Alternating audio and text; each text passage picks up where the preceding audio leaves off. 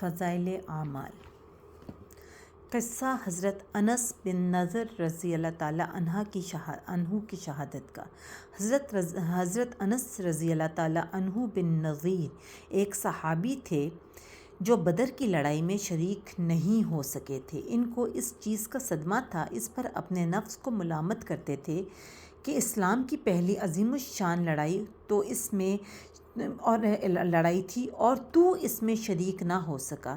اس کی تمنا تھی کہ کوئی دوسری لڑائی ہو تو حوصلے پورے کروں۔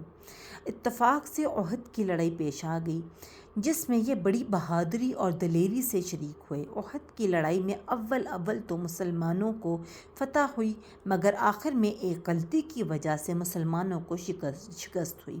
وہ غلطی یہ تھی کہ حضور اکرم صلی اللہ علیہ وآلہ وسلم نے کچھ آدمیوں کو ایک خاص مقام پر فرمایا تھا کہ تم لوگ اتنے میں جب تک میں نہ کہوں اس جگہ سے نہ ہٹنا۔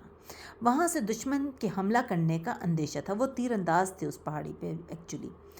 جب مسلمانوں کو شروع میں فتح ہوئی تو کافروں کو بھاگتا ہوا دیکھ کر یہ لوگ بھی اپنی جگہ سے یہ سمجھ کر ہٹ گئے کہ اب جنگ ختم ہو چکی ہے، اس لیے بھاگتے ہوئے کافروں کا پیچھا کیا جائے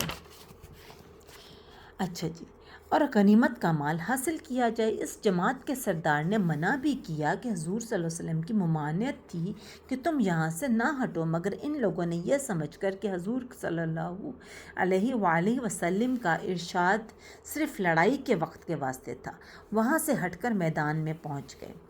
بھاگتے ہوئے کافروں نے اس جگہ کو خالی دیکھ کر اس طرف سے آ کر حملہ کر دیا۔ اور یہ کون تھے حملہ کرنے والے؟ یہ حملہ کرنے والے تھے حضرت خالد بن ولید۔ اس وقت یہ مسلمان نہیں ہوئے تھے۔ مسلمان بے فکر تھے، اس اچانک بے خبری کے حملے سے مغلوب ہو گئے اور دونوں طرف سے کافروں کے بیچ میں آ گئے، جس کی وجہ سے ادھر ادھر پریشان بھاگ رہے تھے۔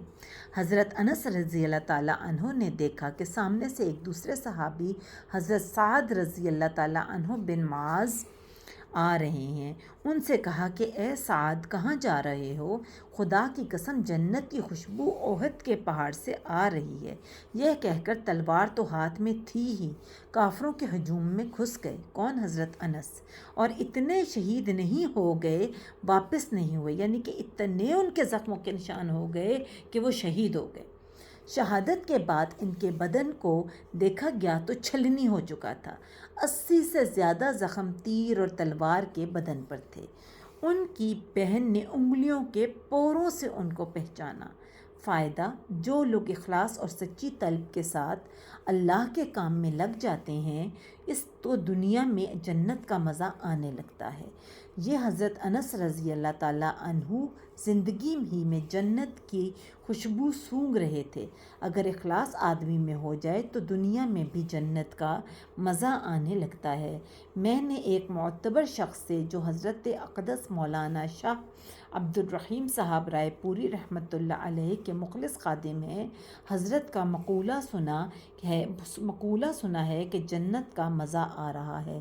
فضائل رمضان میں اس کا قصے کو لکھ چکا ہوں۔